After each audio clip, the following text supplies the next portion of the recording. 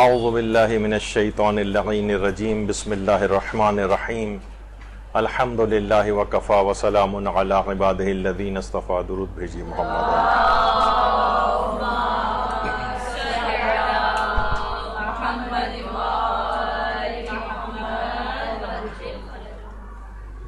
قرآن کے سلسلے میں جو انحرافات اور شبہات کے اور اعتراضات کے جوابات کے سلسلے میں ہماری جو سیریز چل رہی ہے، اس میں آج شاید 2 موضوعات پر، یا اتنا وقت نہیں بچا تو ایک پر ہی اکتفا کرنا ہوگا.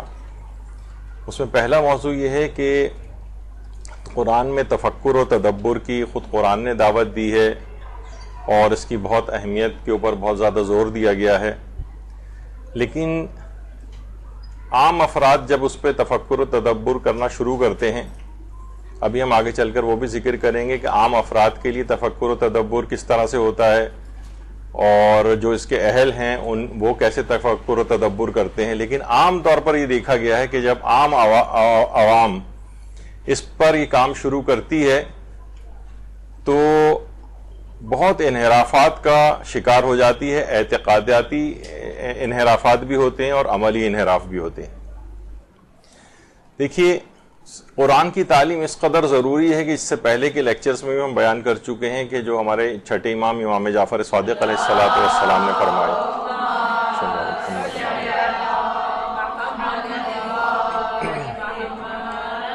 کہ مرنے کے بعد بھی قرآن کی تعلیم کا سلسلہ جاری رہتا ہے. امام فرماتے ہیں اگر ہمارے محبوں اور شیعوں میں سے کوئی مر جاتا ہے تو اور وہ اچھی طرح قرآن پڑھنا نہیں جانتا تو قبر میں اسے قرآن کی تعلیم دی جاتی ہے تاکہ خدا اس کے درجات کو بلند کرے، اور یہ درجات بہشت قرآنی آیات کی تعداد جتنے ہیں وہاں قاری قرآن سے کہا جاتا ہے قرآن پڑھو اور اگلے درجے میں چلے جاؤ. یعنی یہ سلسلہ مرنے کے بعد بھی جاری رہتا ہے تعلیم قرآن کا، اگر اس دنیا سے انسان حاصل کر کے نہ گیا. اچھا، اب یہ بھی حضرت امیر المومنین علی ابن ابی طالب علیہ السلام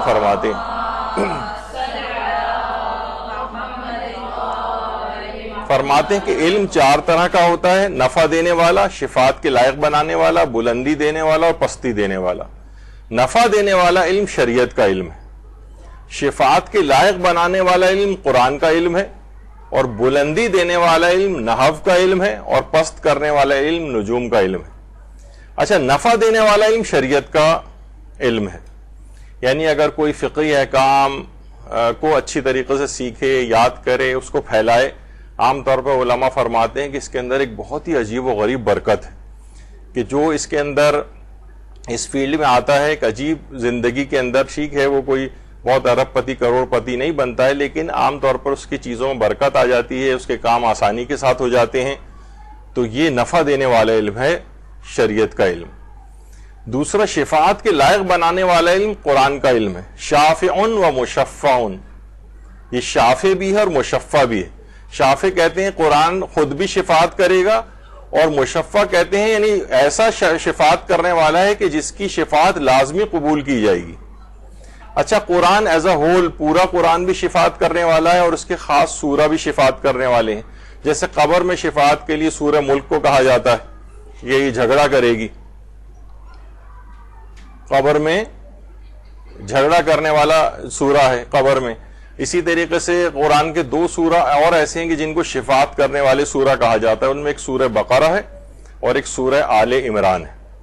اور جو بھی سمجھ کر قرآن پڑھتا ہے، جو ہماری گفتگو ہو رہی ہے اس کی اہمیت پر تفکر و تدبر کی اور اس پہ جو انحرافات ہو رہے ہیں، جو سمجھ کے پڑھتا ہے اس کو 10 افراد کی شفاعت کا حق آخرت میں اپنے خاندان والوں کا عطا کیا جائے گا کہ 10 افراد کا ہاتھ پکڑو اور اپنے ساتھ جنت میں ساتھ لے جاؤ. اور جو قرآن کو حفظ کرتا ہے اس کے لیے 70 افراد کی شفاعت کا حق اس کو دیا جاتا ہے. تو بہرحال قرآن جو ہے شفاعت کرنے والا ہے. اچھا، بلندی دینے والا علم نحو کا علم ہے، یعنی جو عربی زبان کے جملوں کی بناوٹ کا علم ہوتا ہے وہ نحو کا علم کہلاتا ہے. آپ نے سنا ہوگا صرف و نحو وغیرہ جو ابتدائی طور پر دینی طالب علموں کو پڑھائی جاتی ہے، اور اس کے بعد ہی ان کو ساری چیزیں عبارتیں پڑھ سکتے ہیں، سمجھ سکتے ہیں کہ اس میں کیا مفہوم ہے. تو صرف و نحو کا علم جو کہ حضرت امیر المومنین علی ابن ابی طالب علیہ السلام نے محمد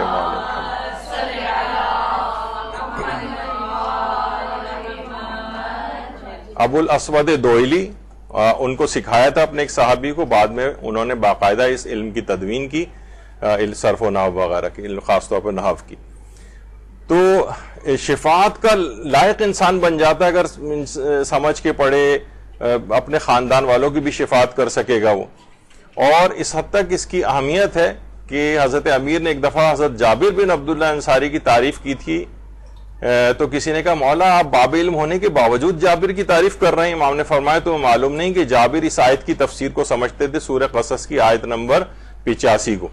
یعنی ایک آیت کی تفسیر کو اور سمجھ اس میں تفکر و تدبر کر کے پائے تکمیل تک اس کو پہنچانا اس علم کو، یعنی اس لحاظ سے حضرت امیر جابر کی تعریف کر رہے ہیں. اس کا مطلب ہے کہ قرآن میں تفکر و تدبر کی بہت زیادہ اہمیت ہے.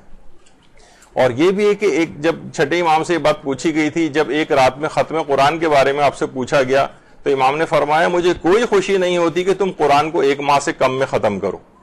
یعنی شاید امام کا مقصد یہ ہو کہ قرآن کو سمجھ کے پڑھنے سے یہ بات مانے ہو جائے گی کہ تم اتنی تیز رفتاری کے ساتھ پڑھو گے، جیسے کہ ہم نے پچھلی نشست تو آپ لوگوں میں نہیں ہوئی تھی، وہ ہفتے والی کلاس میں ہو گئی تھی، امید ہے کہ آپ نے سن لی ہوگی ختم قرآن کے سلسلے میں. تو اس میں ہم نے یہ والی چیز بیان کی تھی کہ زیادہ ریکمینڈڈ نہیں ہے کہ بہت مختصر مدت میں انسان قرآن کو ختم کرے، سوائے کہ رمضان المبارک کا ایک استثناء ہے. تو کیونکہ انسان اتنی جلدی اس کو سمجھ نہیں سکتا ہے. یعنی بہرحال ایک آپ سے ایک تقاضا کیا گیا ہے کہ قرآن کو سمجھ کے بھی پڑھنا چاہیے. اور پیغمبر اکرم صلی اللہ علیہ وآلہ وسلم نے فرمایا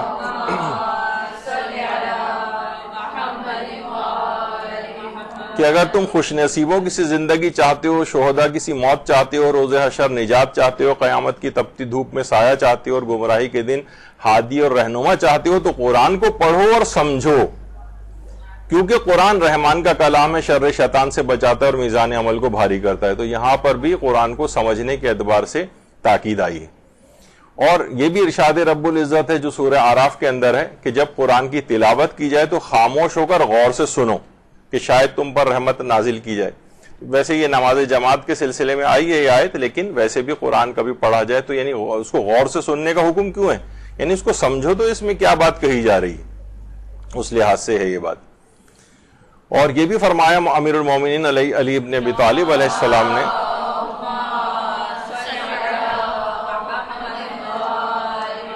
کہ قرآن کو سیکھو کیونکہ وہ بہترین کلام ہے، اور اس کو سمجھو کیونکہ وہ دلوں کی بہار ہے.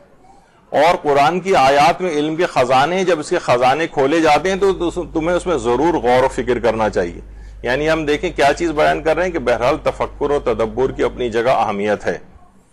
اور یہ بھی فرمایا امام نے کہ اللہ نے قرآن مجید میں ہر چیز کا بیان کیا ہے. خدا کی قسم کوئی چیز نہیں چھوڑی جس کی طرف لوگ محتاج ہیں مگر یہ کہ اس کو بیان کیا. تبیانا لکل شیء، قرآن میں ہر چیز کا بیان موجود ہے.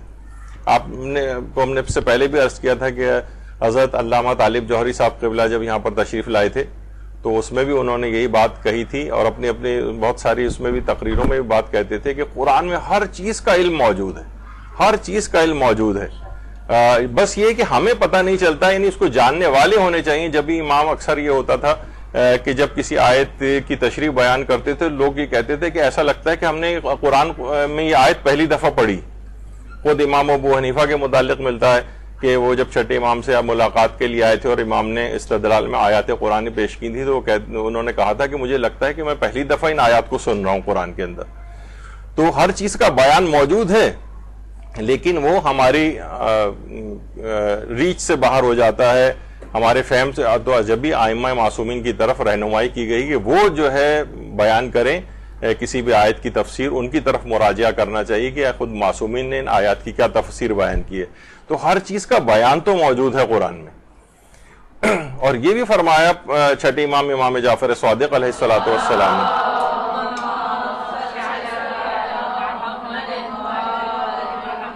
کہ اللہ نے قرآن کو کسی خاص زمانے خاص افراد کے لیے قرار نہیں دیا ہے. وہ ہر زمانے میں تازہ ہے اور ہر قوم کے لیے شاداب اور ثمر بخش ہے. ہر زمانے کے لیے، ہر زمانے کے افراد کے لیے، بلکہ جیسا جیسا زمانہ آگے بڑھ رہا ہے یہ بھی احادیث میں آیا کہ زمانہ بھی جو ہے قرآن کی تفسیر کرتا ہے. بہت سی چیزیں وقت گزرنے کے ساتھ ساتھ سمجھ میں آتی ہیں. تو بہرحال یہ تو ہے کہ بہرحال تفکر و تدبر کے لحاظ سے، لیکن ایک مسئلہ آگے چل کر اس تفکر و تدبر کا ایک نتیجہ یہ نکلتا ہے جس سے اپنے آپ کو بچانا ضروری ہے۔ پیغمبر اکرم صلی اللہ علیہ وآلہ وسلم فرماتے ہیں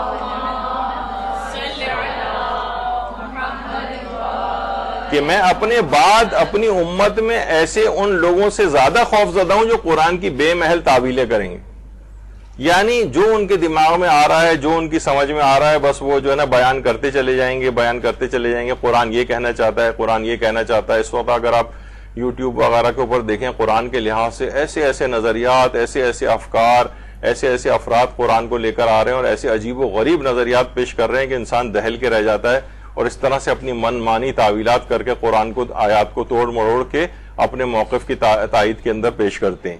یہ ایک بہت بڑا خطرہ ہے، جہاں انسان، عام افراد جو کہ ان چیزوں سے واقفیت نہیں رکھتا ہے قرآنی علوم سے، وہ جب تفکر و تدبر کرنا شروع کرتا ہے تو اپنے سارے ذاتی عقائد اور نظریات کا بوجھ قرآن پہ ڈال دیتا ہے۔ قرآن جو کہہ رہا ہے اسے نہیں مانتا، بلکہ جو نظریہ قائم کر لیتا ہے وہ قرآن کی آیات کو توڑ مروڑ کے اپنے نظریے کا اور منطبق کرتا ہے اور کہتا ہے کہ قرآن یہ کہنا چاہتا ہے، جبکہ قرآن اس کے برخلاف بات کر رہا ہوتا ہے۔ ابھی آج ہم بہت ساری مثالیں اس کی آگے چل کر دیں گے۔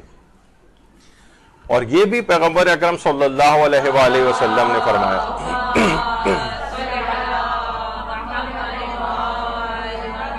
کہ اللہ تعالیٰ فرماتا ہے کہ وہ شخص مجھ پر ایمان نہیں رکھتا جس نے میرے کلام کی تفسیر اپنی طرف سے بیان کی، یعنی اپنی طرف سے تفسیر بیان کر رہا ہے، تفسیر بھی رائے کر رہا ہے۔ جب بھی اس بات کی اہمیت بہت زیادہ ہے، میں اکثر اس بات کو کہتے رہتے ہیں کہ جب بھی آپ قرآن کے لحاظ سے دیکھیے، جب بھی آپ گفتگو سنیں تو آپ کے الارم بج جانا چاہیے، آپ کو ایک لحاظ سے ریڈ لائٹ کا سگنل آ جانا چاہیے۔ اگر کوئی شخص صرف لفاظی کے ذریعے قرآن کی آیات کے ظاہری معنوں کو لے کر آپ کو کوئی چیز سمجھا رہا ہو اور ائمہ معصومین کی روایات سے استدلال نہیں کر رہا ہو کہ ائمہ نے ان آیات کی کیا تفسیر بیان کی ہے، تو ایک لحاظ سے ذرا آپ کو ایک ریڈ لائٹ جل جانی چاہیے کہ آگے چل کر کچھ خطرناک بات کی طرف جایا جا سکتا ہے اس میں، کہ جو افراد ظواہر قرآن کو صرف لے کر ظاہری آیات کے ظاہری اپنے لحاظ سے معنی کرتے ہیں اور تعویلات پیش کرتے ہیں اور ائمہ معصومین کے کلام کو ساتھ میں نہیں ملاتے ہیں، وہ کچھ نہ کچھ گڑبڑ کی طرف آگے چل کر جا سکتے ہیں، چاہے بظاہر آپ کو ہر بات اچھی نظر آ رہی ہو۔ تو یہ ایک مشورہ میرا اس لحاظ سے آپ یاد رکھیے گا۔ تو جس نے میرے کلام کی تفسیر اپنی طرف سے کی، وہ گویا مجھ پر ایمان ہی نہیں رکھتا ہے۔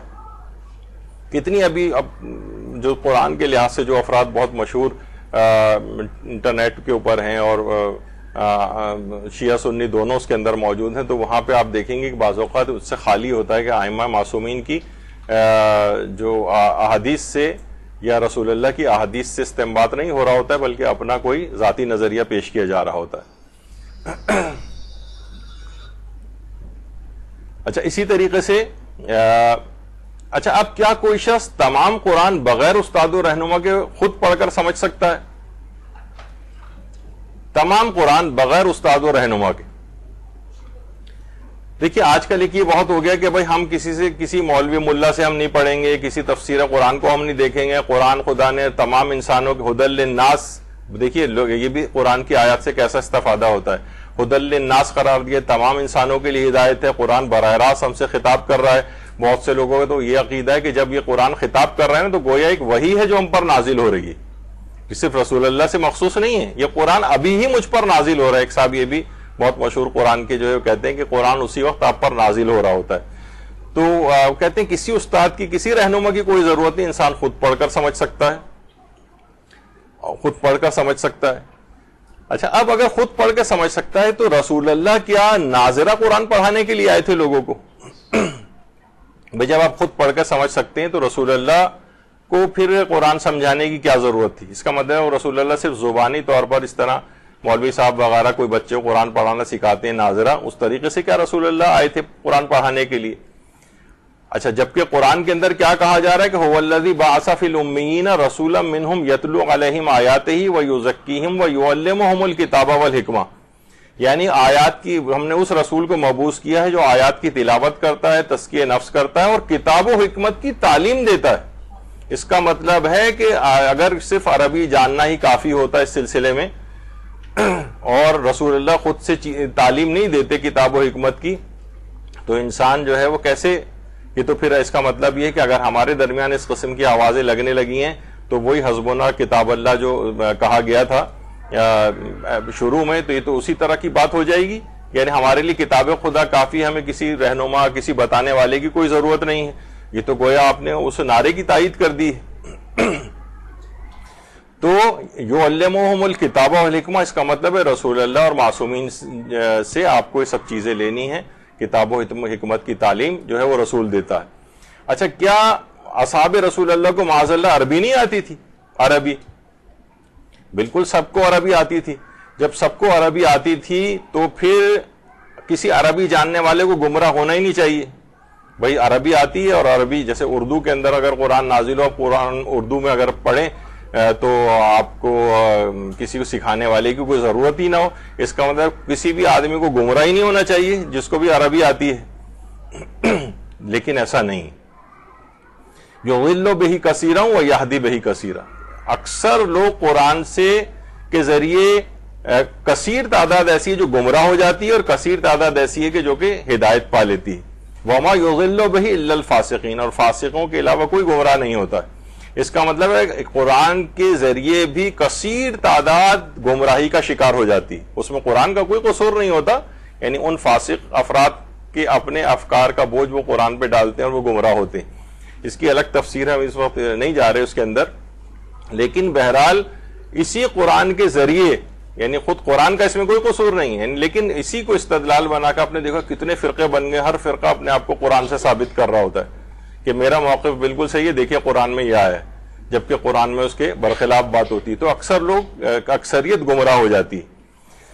اچھا، ایک چیز یہ ہے کہ عوام کے لیے اگر ہم تلاوت کو کم حیثیت کر کے تفکر پر زور دینے لگیں، ہر افراد جو تمام افراد سے کہیں کہ بھئی دیکھیے ایسی تلاوت کا کوئی فائدہ نہیں ہے جب تک کہ تفکر و تدبر نہ ہو، اور بعض اوقات اس کی حمایت میں کچھ احادیث بھی ہیں، ان کا اپنا ایک الگ مقام ہوتا ہے، لیکن عوام کے لحاظ سے بات اتنی صحیح نہیں ہوتی.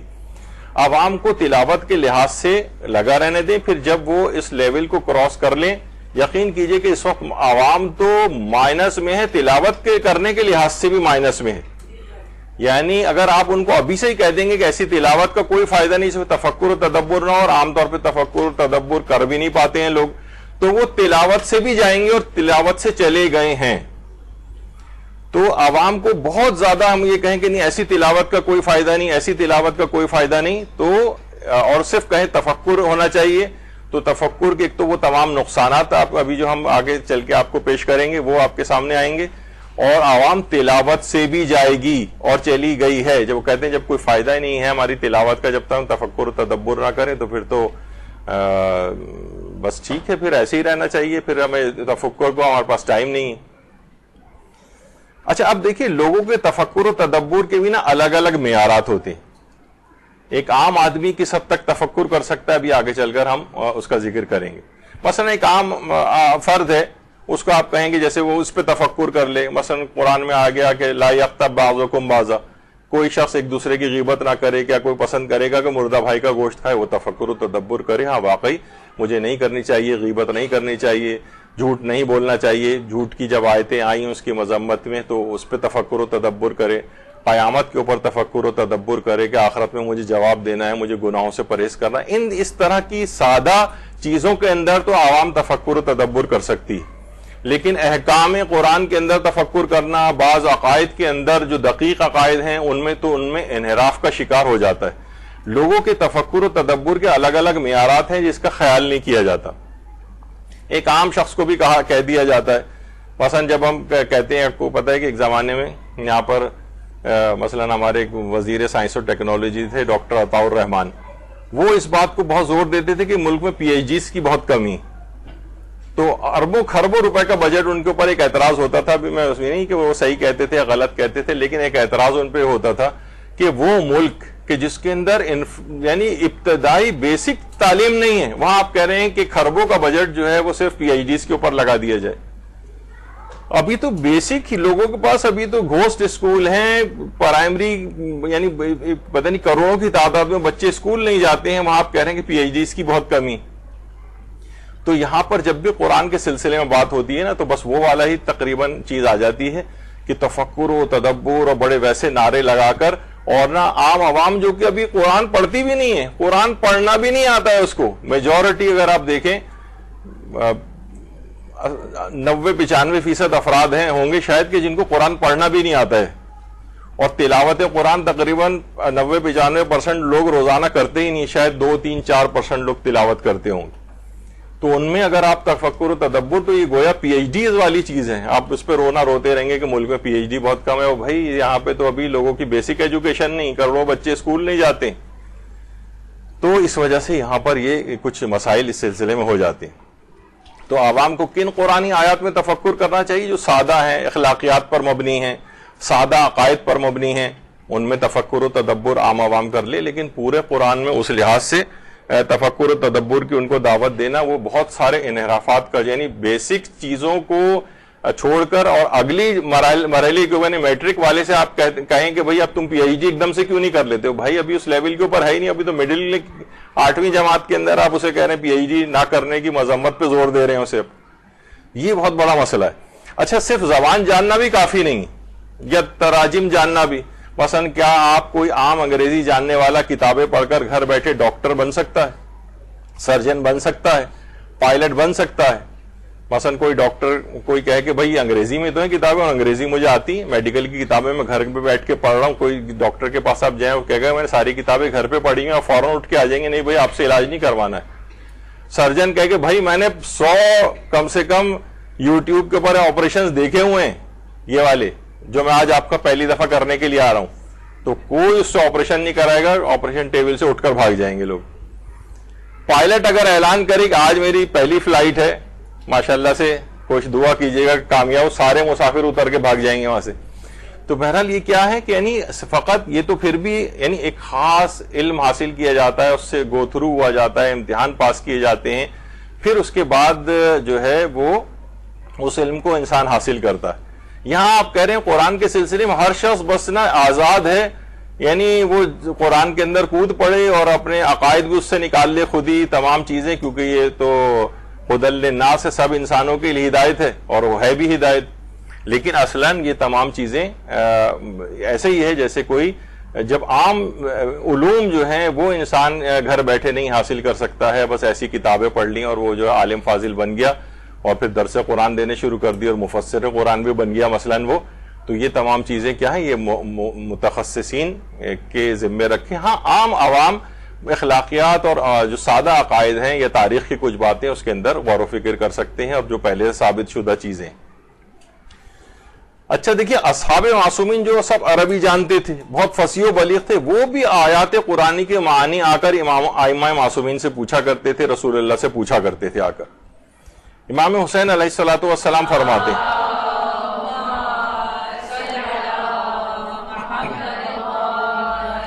کہ اللہ کی کتاب ان 4 چیزوں پر مشتمل ہے: عبارت, اشارہ, لطائف اور حقائق. عبارت عوام کے لیے. دیکھیے ابھی ہم جو سے پہلے کہہ رہے تھے نا, عوام کو ایک دم سے پی ایچ ڈی میں چھلانگ مت لگوائیے, وہ گمراہ ہو جائیں گے. عبارت عوام کے لیے, یعنی وہ عبارتیں پڑھیں, الفاظ پڑھیں, اس کا ترجمہ بھی چاہیں اس کا پڑھ لیں, لیکن تلاوت قرآن کی طرف رہیں. یہاں عوام کے لیے اتنا ہے. اشارہ خواص کے لیے, اس میں خواص کے لیے اشارے ہوتے ہیں. مثلا میں نے ایک دفعہ اس سے پہلے کبھی آیت پیش کی تھی, اور علماء نے تو 75 150 صفحات اس آیت کی تشریح میں لکھے ہیں. ان جاءکم فاسق بنبأ فتبینوا, جب کوئی فاسق تمہارے پاس خبر لے کے آئے تو تحقیق کر لیا کرو. اچھا, اگر فاسق خبر لے کے آئے تو تحقیق کر لیں. اب دیکھیے کیا ہے, خواص کے لیے اشارے, اور عادل خبر لے کے آئے تو کیا تب بھی تحقیق کریں؟ آپ کہیں کہ ہاں پھر بھی تحقیق کریں, تو یہ تو فساد کے خلاف نہیں ہو جائے گا. جب فاسق میں بھی تحقیق کی ضرورت ہے اور عادل میں بھی تحقیق کی ضرورت ہے, تو اللہ زیادہ فصیح ہے قرآن, تو وہ یہ کہہ دیتا کہ عادل بھی خبر لے کے آئے تو تحقیق کر لیا کرو. لیکن یہ نہیں کہا, اس کا مطلب عادل میں تحقیق کی ضرورت نہیں اور عادل کی بات کو قبول کیا جائے گا. یعنی اس کے اندر چھپا ہوا یہ خواص کے لیے اشارہ ہے. کہا جاتا ہے خواص کے لیے اشارے. لطائف اولیاء کے لیے. لطائف معنی یہاں پر جوکس نہیں, یعنی بہت سی چیزیں جو ہیں ہماری عقل سے اور ادراک میں نہیں آتی, تھوڑی سی ہمارے یعنی حواس خمسہ کے اندر نہیں آتی. اولیاء اللہ انہیں درک کر لیتے ہیں. مثلا قلب جو ہے, قلب سے مراد یہ خون پمپ کرنے والا آلہ نہیں, بلکہ قلب کچھ اور ہے, ایک لطیف چیز ہے وہ. مثلا روح ہے، وہ کسی جگہ پن پوائنٹ کر کے نہیں کہہ سکتے کہ یہاں پر روح ہے، یعنی یہ لطیفہ روح کہا جاتا ہے. لطیفہ جوک نہیں ہے بلکہ ایک لطیف چیز کے معنوں میں ہے. تو بہرحال یہ اولیاء اللہ کے لیے، اور حقائق انبیاء کے لیے. حقائق کہتے ہیں کہ ایسی چیز جو بالکل واقع پذیر ہو اور جس میں ابہام ذرہ رتی برابر بھی نہ ہو. یعنی اب ہمارے لیے بہت سی چیزیں مبہم ہیں قرآن کی، لیکن انبیاء کے لیے مبہم نہیں ہے. وہ مثلا حروف مقطعات کا علم نبی اور معصومین جانتے ہیں، وہ ہم لوگ نہیں جانتے ہیں کہ یہاں پر مثلا الف لام میم سے کیا مراد ہے، اور جو دیگر چیزیں ہیں. تو یہاں پر حقائق جو ہیں یہ انبیاء کے لیے. اس کا مطلب ہے کہ قرآن ہر شخص کے لیے برابر نہیں. امام حسین یہ فرما رہے ہیں عوام کے لیے عبارات ہیں، خواص کے لیے اشارے ہیں، اولیاء اللہ کے لیے لطائف ہیں، انبیاء کے لیے حقائق ہیں. یہ مختلف درجات ہیں. یہ ہر شخص کے ہاتھ میں قرآن کھیلنے کے لیے نہیں دیا جائے گا. انوکھا لاڈلا کھیلن کو مانگے چاند، جو پتہ نہیں کیا کہیں میں نے سنا تھا شعر یہ. تو یعنی وہ انوکھے لاڈلے جو ہیں سارے جو ہیں چاہ رہے ہیں کہ قرآن اور احادیث کے ساتھ کھلواڑ کریں. آج کل ہر آدمی چیمپئن بن گیا، یہ حدیث ضعیف ہے تو فلاں ہے، اور حدیث کا متن ایسا نہیں ہے، یعنی جاہلانہ طور پر. اور خود بخود ابھی آگے چل کے ہم پیش کریں گے کہ یہ حدیث قرآن سے ٹکرا رہی ہے جبکہ قرآن سے نہیں ٹکرا رہی ہوتی. اچھا، اب ایک چیز اور بھی ہے کہ قرآن قطعی الصدور و ظنی الدلالہ ہے. ذرا مشکل سی ایک چیز آ گئی ہے. کہا جاتا ہے کہ قرآن قطعی الصدور و ظنی الدلالہ ہے، اور حدیث جو ہے وہ ظنی الصدور اور قطعی الدلالہ ہوتی ہے. اس پہ بھی علماء کی بحثیں ہیں کافی. یعنی قرآن قطعی الصدور 100% ایک ورڈ وہی ہے جو اللہ نے کہا ہے، ایسے ہی صادر ہوا ہے جو ہمارے سامنے آیا ہے. قرآن ایک لفظ وہی ہے جو پیغمبر اکرم کے اوپر اللہ نے نازل فرمایا ہے، لیکن ظنی الدلالہ ہے. ہم یہ نہیں کہہ سکتے کہ یہاں پر 100% ساری کی ساری آیات میں جو ہم سمجھ رہے ہیں یہی مراد پروردگار ہے. یہ کہنا بہت مشکل ہے کہ اللہ یہاں پر کیا کہنا چاہتا ہے. بہت سی آیات بہت واضح بھی ہیں لیکن متشابہ آیات ہیں قرآن کے اندر. بہت سی چیزیں ایسی ہیں کہ جو یا احکام ہیں کہ جو نا ظنی الدلالہ، یعنی ہم 100% نہیں کہہ سکتے کہ یہ اللہ نے یہاں پر جو کہا ہے یہ مراد پروردگار یہی ہے. تو یہ عام افراد جو ہے نا اس کیا کرتے ہیں، وہی والا حکم لگانے لگتے ہیں کہ نہیں بس یہی ہے جو اللہ نے کہا ہے، اور یہاں سے گمراہی کا آغاز ہو جاتا ہے. اچھا، اسی طرح سے دیکھیے قرآن کے مختلف تراجم ہیں. ان میں آپ دیکھیے ترجمہ قرآن پڑھیں گی نا، آپ کہہ رہی ہیں میں قرآن خود پڑھ کر سمجھوں گی، قرآن میں خود ہی غور و تفکر کروں گی. اب ظاہر ہے جب آپ ترجمہ قرآن پڑھیں گی تو اس میں کیا ہے، خود تراجم قرآن کے اندر اختلافات ہیں. یہاں تک کہ ہمارے برادران اہل سنت میں کتابیں اس پہ لکھی گئی ہیں قرآن مجید کی غلط ترجموں کی نشاندہی کے نام سے. ہمارے ہاں تو معروف جو تراجم ہے اس کے اندر ماشاءاللہ کوئی ایسی غلطی نہیں ہے، لیکن ان لوگوں نے بہرحال اپنے تراجم کے اوپر کام کیا اور اس میں بہت ساری غلطیاں کی نشاندہی کی. تو آپ کون سے والے ترجمے کو لیں گے؟ لیکن اچھا، ایک اور دوسرا بڑا بھی ایک فتنہ ایک چیز ہو گئی ہے، وہ کہ خود ترجمہ کر کے قرآنی مطالب کو ہم سمجھیں گے. ہم ترجمے کو بھی نہیں لیں گے، بلکہ کہا یہ جاتا ہے لوگوں نے تو اپنے طور پر بہرحال اس کو اس لحاظ سے ایک اچھے پیرائے میں کہ بجان آپ قرآن میں مثلا اتنے حروف آئے ہیں، اتنے حروف کو اگر آپ اچھی طرح سے ان کے معنی سمجھ لیں تو آپ قرآن کا خود ترجمہ کر سکتے ہیں. بھائی آپ کو خود قرآن کا ترجمہ کرنے کی ضرورت کیا ہے؟ ابھی آگے چل کے ہم بتائیں گے کہ اس کے اندر کتنے فتنے نکلے ہیں اس بات سے. جب اتنے بہترین علماء نے ہمارے قرآن کے ترجمے جو ہے کر دیے ہیں، جو ماہرین ہیں، جنہوں نے جو علوم بھی اتنے رکھتے ہیں، قرآن کے اوپر بھی اتنا عبور رکھتے ہیں، مفسر قرآن بھی ہیں، انہوں نے بہترین تراجم کر دی ہیں، تو آپ کو ذاتی طور پر خود سے ترجمہ کرنے کی کیا ضرورت پیش آ گئی؟ مثلا مولانا سید فرمان علی کتنے زبردست، آپ نے آج بھی تقریباً ہر گھر کے اندر مولوی فرمان علی کا ترجمہ قرآن جو ہے وہ موجود ہے. اور بڑی ویسی شخصیت تھی ان کی، سید فرمان علی کی. اور یہاں تک کہ ان کے ایک دوست تھے رحمت اللہ نام کے، جو برادران اہل سنت سے تعلق رکھتے تھے لیکن بے تکلف دوست تھے. انہوں نے ایک دفعہ ان پہ طنز کر دیا تھا کہ شیعوں میں حافظ قرآن نہیں ہوتے. تو انہوں نے فقط 5 مہینے میں پورا قرآن حفظ کر لیا تھا، اور ایسا قرآن حفظ کیا تھا کہ الحمد سے لے کر والناس تک بھی سنا سکتے تھے، اور والناس سے معکوساً الحمد تک بھی جا سکتے تھے. تو اس طرح سے انہوں نے کیا تھا. اور علم کے لحاظ سے اس قدر وہ تھے کہ جب یہ ممتاز الافاضل کا امتحان دے رہے تھے تو ان کا پرچہ جو ہے وہ سید محمد کاظم یزدی نجف سے ان کا بن کر آیا تھا، جو صاحب عروۃ الوثقیٰ ہیں. انہوں نے خود پرچہ بنایا تھا، اور جب ان کا پرچہ فقہ اور اصول پہ جو مشتمل تھا، جب یہ ان کی کاپی چیک ہونے کے لیے وہاں پر گئی تو اس قدر فصیح عربی کے اندر انہوں نے جوابات دیے تھے کہ آیت اللہ سید محمد کاظمی یزدی بہت متاثر ہوئے, بہت تعریف کی تھی کہ اتنی بہترین میں نے آج تک کبھی جوابات کسی شخص کے نہیں سنے جو انہوں نے جوابات دیے تھے. اللہم صلی علی محمد و علی محمد.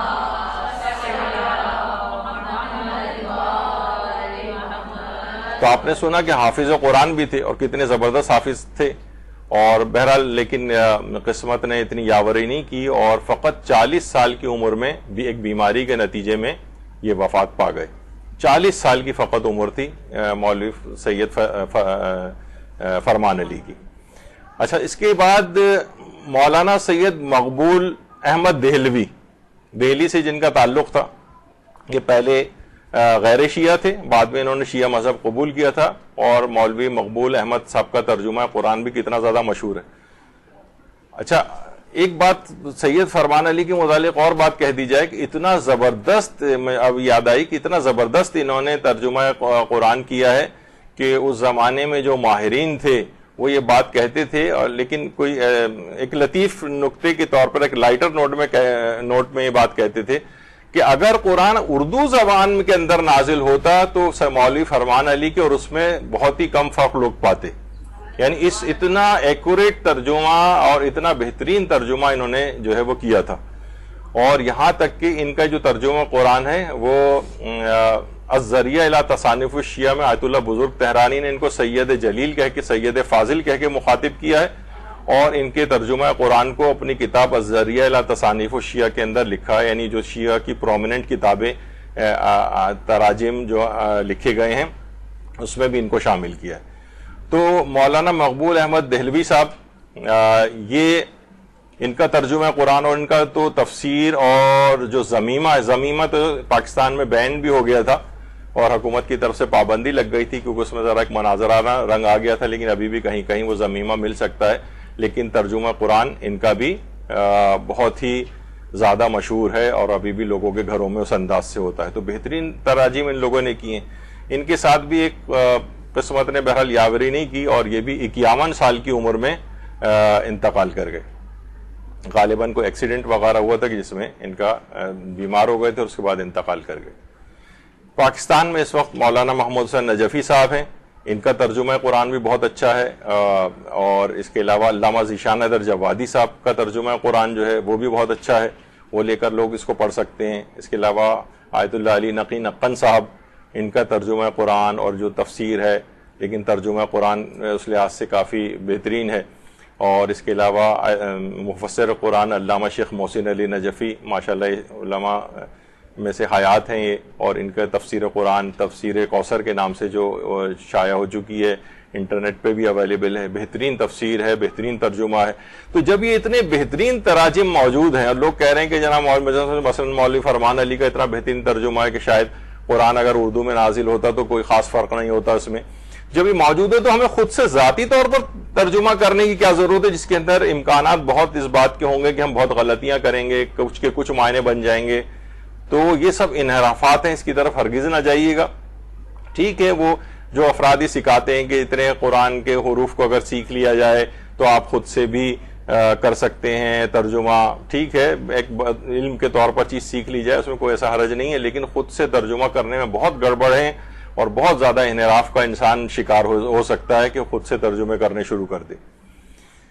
اچھا, ایک اور مسئلہ اس کے اندر یہ ہے کہ صرف اور صرف قرآن, بھائی ہمیں قرآن سے صرف فقط دلیل چاہیے, حدیث کو لوگ تو کیا پہلے قرآن کا کوئی آپ لوگوں نے گروپ بنا لیا ہے؟ یعنی ایسے افراد سے ہم یہ پوچھتے ہیں کہ آپ اہل قرآن ہیں, یعنی مثلا آپ صرف قرآن کو لیں گے, حدیث کو کسی کو آپ لیں گے ہی نہیں. بہت سے تو ذاکرین حضرات بھی فخریہ طور پر کہتے ہیں کہ آپ کو پتہ ہے کہ میں صرف قرآن سے بات کرنے کا عادی ہوں اور اس قرآن کے علاوہ میں کسی چیز سے بات نہیں. تو کیا یعنی حدیثوں کے لیے حقارت ہے معاذ اللہ؟ تو یہ خود ایک فتنہ ہے کہ صرف اور صرف قرآن سے جو ہے وہ بات کی جائے گی.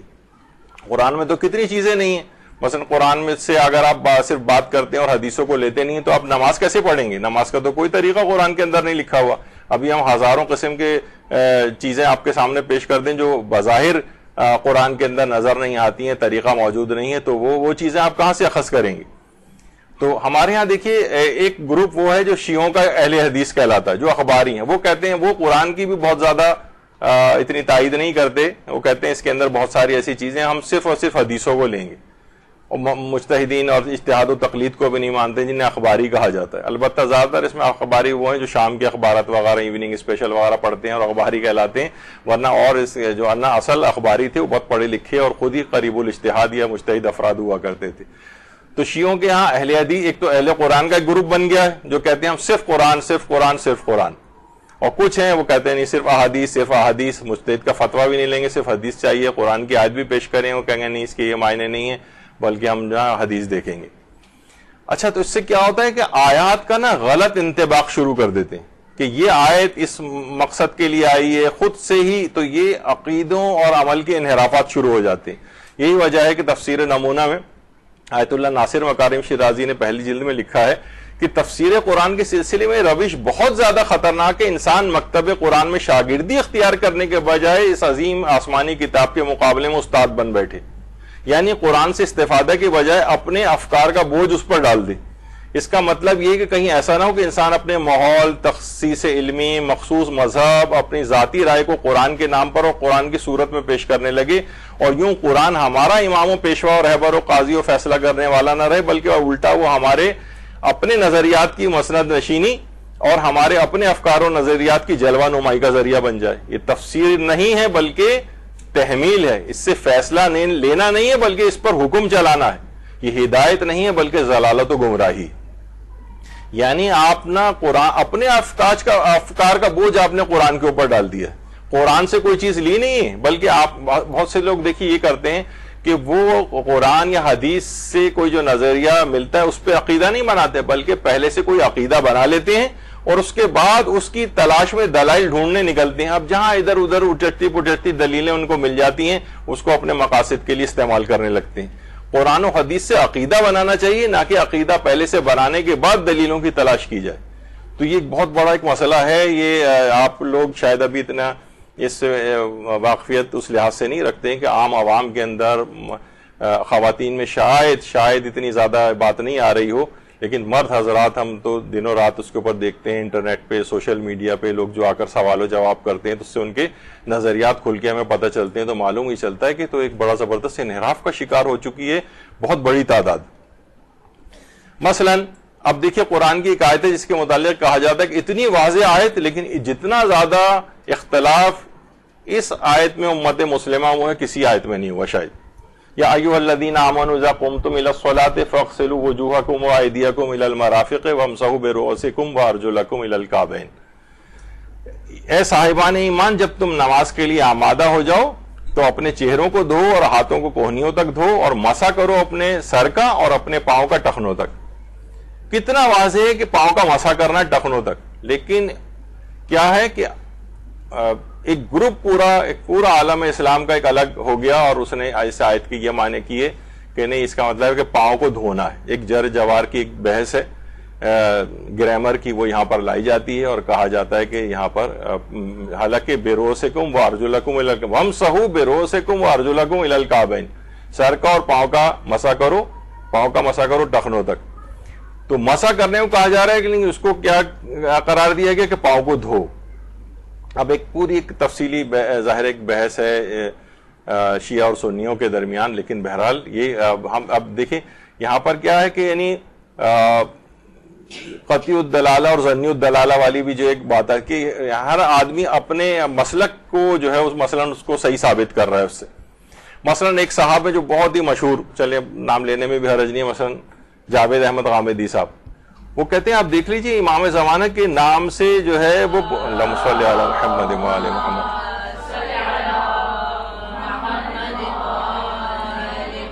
کہ پورا قرآن امام مہدی کا کہیں ذکر نہیں. تو وہ اس لحاظ سے امام مہدی کا بالکل صریحاً انکار کرتے ہیں. اگرچہ ہمارے مکتب میں بعض ایسے منحرف افراد پیدا ہو گئے ہیں جو امام زمانہ کی ولادت کا بھی انکار کرنے لگے ہیں, اور اس کے بعد آگے بڑھ کر یہاں تک کہ علماء کو یعنی آیت اللہ حافظ بشیر نجفی کو ولادت امام زمانہ علیہ السلام پہ پوری کتاب ایک لکھنی پڑی کہ ان کی ولادت ہو چکی ہے اور صحیح اسناد کے ساتھ ساری روایت کو ڈسکس کیا.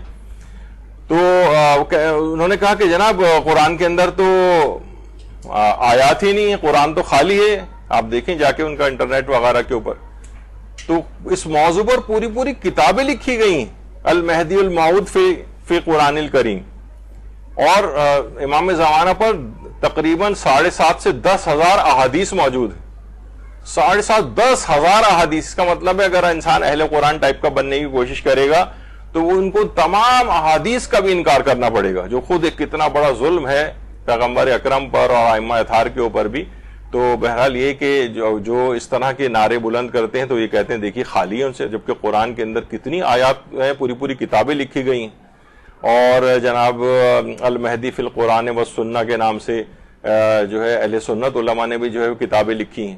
تفاسیر کے اندر ان کی جو ہے وہ تفسیر روح المعانی کے اندر جو علامہ آلوسی، جن کو بہت متعصب اہل سنت کہا جاتا ہے اور شیعوں پر کڑی تنقید کرتے ہیں اپنی، انہوں نے بھی کہا ہے کہ مثلا قرآن کی کتنی آیتیں ہیں، وَوَالَّذِي أَرْسَلَ رَسُولَهُ بِالْهُدَىٰ وَدِينِ الْحَقِّ لِيُظْهِرَهُ عَلَى الدِّينِ كُلِّهِ وَلَوْ كَرِهَ الْمُشْرِكُونَ. تو یہ جو ہے یہ امام زمانہ امام مہدی علیہ السلام کے لیے جو ہے وہ آئے گی.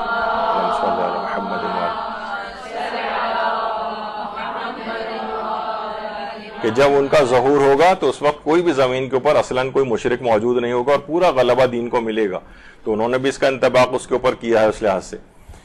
تو وَنُرِيدُ أَن نَّمُنَّ عَلَى الَّذِينَ اسْتُضْعِفُوا، اور اس طرح کر کے کتنی آیات ہیں قرآن کے اندر جو امام زمانہ علیہ السلام کے موضوع کے اوپر موجود ہیں. تو پھر بھی کہا جائے کہ جناب پوری دیکھ لیے قرآن پورا خالی ہے، جبکہ اس موضوع پر پوری کتابیں لکھی گئی ہیں، اور ان کے کون سے قرآنی آیات ہیں ان کی تفاسیر امام زمانہ علیہ السلام سے متعلق جو ہے وہ آئی ہے. اسی طریقے سے اگر اس نظریے کو ہم مان لیں کہ بھائی ٹھیک ہے قرآن کے اندر اگر تذکرہ کسی چیز کا نہیں ہے تو اس کا مطلب ہے کہ وہ جب امام زمانہ کا ذکر نہیں ہے تو ٹھیک ہے، پھر آپ کا اعتقاد 1,24,000 انبیاء پہ بھی نہیں ہونا چاہیے، کیونکہ قرآن میں صرف اور صرف 25 انبیاء کے قریب نام آئے ہیں بس. اس کا مطلب باقی جتنے بھی انبیاء ہیں ان میں سے ان پہ کوئی اعتقاد نہ رکھا جائے، کیونکہ آپ ہی کا نظریہ کہ جب قرآن کے اندر نہیں آیا ہے، کوئی چیز نہیں آئی ہے مثلا، تو اس کو نہیں مانا جائے. اچھا اب دیکھیے یہ جو ہے آیات احکام، اس کے اندر خاص طور پر لوگ جو تفکر و تدبر انہوں نے کرنا شروع کر دیا ہے، اور یہاں تک کہ یہ بات بھی کہی جانے لگی ہے کہ شیعہ فقہا جناب قرآن پڑھے بغیر فقیہ بن جاتے ہیں. دیکھیے قرآن میں جب فقیہ ڈسکس کرتا ہے نا فقہی احکام اپنے درس خارج میں، تو وہ اس موضوع سے متعلق جو قرآنی آیت ہوتی ہے اس کو سب سے پہلے ڈسکس کرتا ہے. لیکن آیات احکام یعنی جو وہ تقریباً قرآن میں 700 سے 750 آیات ہیں، اور ممکن ہی نہیں ہے کہ انسان مجتہد جو ہے وہ مثلا تیمم کا مسئلہ ڈسکس کر رہا ہو اور وہاں پر تیمم کی آیات، سب سے پہلے تیمم کی جو آیات آئی ہیں اس سے استفادہ کرے گا، پھر حدیث کی طرف جائے گا. تو یہ ایک ایسے ہی ایک بڑ ہاک دی جاتی ہے کہ مجتہدین جو نا وہ تو قرآن پڑھے یعنی قرآن کو پڑھے بغیر ہی فقیہ بن جاتے ہیں، قرآن کا ان کے کوئی رول ہی نہیں ہے. اس طرح کی بہت ساری باتیں آج کل معاشرے کے اندر جو ہے رائج کی گئی ہیں. اب زبردستی تو مثلا قرآن میں وہ مجتہد جو ہے مثلا نماز کے مسائل کو ڈسکس کر رہا ہے تو زبردستی تبت یدا ابی لہب وتب تو وہاں لے کر آئے گا نا وہ. یعنی وہ چاہتے ہیں کہ ہر چیز میں سب سے پہلے قرآن کو زبردستی ٹھوسا جائے اس کے ساتھ معاذ اللہ. وہ آیات احکام جب ڈسکس کر رہا ہوتا ہے، جب عقائد کی بات کرتا ہے تو عقائد کی آیات لے کر آتا ہے، جب معیشت کی کوئی بات کرتا ہے تو معاشی چیزوں پہ جو آیات آئی ہیں افکار پہ وہ لے کر آتا ہے. جب فقہی احکام ڈسکس کرتا ہے تو فقہ کی آیات کو لے کر آئے گا، وہ ادھر ادھر کی آیات کو تو جمع نہیں کرے گا. تو یہ اعتراض ایک فقہا کے اوپر بھی ہمارے ہاں ہونے لگا ہے. جب بھی حضرت امیر المومنین علی ابن ابی طالب علیہ السلام فرماتے ہیں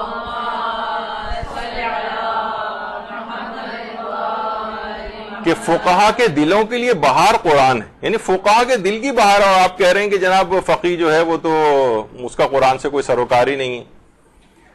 تو ایک چیز میں نے اس سے پہلے ڈسکس کی تھی ایسے تمام افراد سے، خاص طور پر کہ جو کہ قرآن کو ڈسکس کر رہے ہوں لیکن اہل بیت کو مائنس کر رہے ہوں، وہ کوئی دلیل ان سے پیش نہیں کر رہے ہوں کہ خود ائمہ علیہ السلام نے اس آیت کے متعلق کیا تفسیر بیان کی. وہ اس کو اگر ڈسکس کر کے صرف ظاہری آیات کو لیا جا رہا ہے اور تقریباً وہابی افکار سے متاثر ہو کر بالکل بس وہ جس طریقے سادہ سے ایک معنی کر کے اور اپنے لحاظ سے بات کو توڑ مروڑ کے پیش کیا جائے تو اہل بیت اس میں سے مائنس ہوں تو سمجھ جائیں خطرے کی گھنٹی بج گئی اور کچھ نہ کچھ افکار غلط طور پر آپ کے اندر آ سکتے ہیں. مثلا اب اگر کہا جائے کہ صرف قرآن کے اندر جو چیز آئی ہے ہم صرف اسی کو مانیں گے تو اس کا مطلب ہے آپ کو نماز آیات بھی سب چھوڑنی پڑیں گی. قرآن میں نماز آیات کا اس لحاظ سے کوئی حکم موجود نہیں کہ نماز آیات کا پڑھنا واجب ہے. اور اسی لحاظ سے بہرحال یہ تو ایک ایسی بیچ میں بات آ گئی کہ عام طور پہ وہ ہم جب فقہی مسائل نماز آیات کے آتے ہیں تو وہ ایک پینومرل لونر ایکلپس کا ایک آتا ہے کہ وہ اس وقت پینومرل فیز کے اندر ہے. تو پینومرل فیز کے اندر جو ہے وہ اس کو خسوف کاذب کہا جاتا ہے, یعنی جھوٹا گرہن.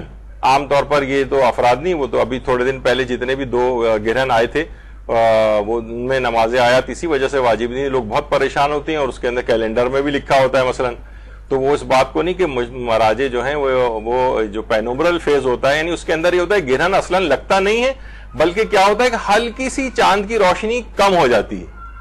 اس کو سائنسی لحاظ سے ایکلپس کا ایک نام دیا گیا ہے پینومرل, لیکن جو ہے وہ اصلاً اس کے اوپر احکام نہیں ہوتے. تو ایک ایسی بیچ میں بات آ گئی کہ جب یہ ہر دفعہ یہ اتنا مسئلہ پوچھا جاتا ہے, لوگ کہتے ہیں بھائی جب لکھا ہوا ہے کیلنڈرز کے اندر بھی آ رہا ہے, سارے ٹی وی بھی یہی کہہ رہے ہیں کہ گرہن لگا ہے اس کے اوپر, لیکن ہم کہتے ہیں کون سا والا گرہن لگا ہے.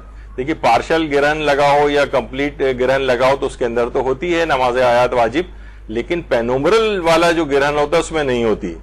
تو یہ مجتہدین اور فقہا ڈسکس کریں گے, لیکن بہرحال یہ کہ نماز آیات کا قرآن کے اندر کوئی تذکرہ نہیں, تو پھر آپ کو نماز آیات بھی چھوڑ دینی چاہیے. اس کا مطلب آپ اس کے بھی انکاری ہوں گے. مثلا آپ بڑے بیٹے کے اوپر والدین کی قضا نمازیں اور روزے واجب ہیں, اس کا کیا کوئی ذکر قرآن کے اندر موجود ہے؟ جی نہیں, قرآن کے اندر کوئی ذکر موجود نہیں, لیکن اس کو بھی ماننا پڑے گا. اب جو اہل قرآن ٹائپ کا گروپ بنتا ہے نا, وہ یہی والی چیزیں لے کر آتا ہے کہ بھئی یہ تو ہے ہی نہیں قرآن کے اندر. جیسے وہ صاحب کہہ رہے تھے قرآن میں بظاہر میں امام کا نام ہی نہیں مل رہا ہے, جیسے یعنی امام زمانہ کا, اسی طریقے سے دیگر معصومین کا نام بھی قرآن میں نہیں ہے. بلکہ اس پہ کتنے دلائل بھی پیش کیے جاتے ہیں علماء کے اس پہ کہ حضرت مریم کا اتنی دفعہ ذکر آئے, لیکن حضرت شہزادی فاطمہ الزہرا سلام اللہ علیہ کا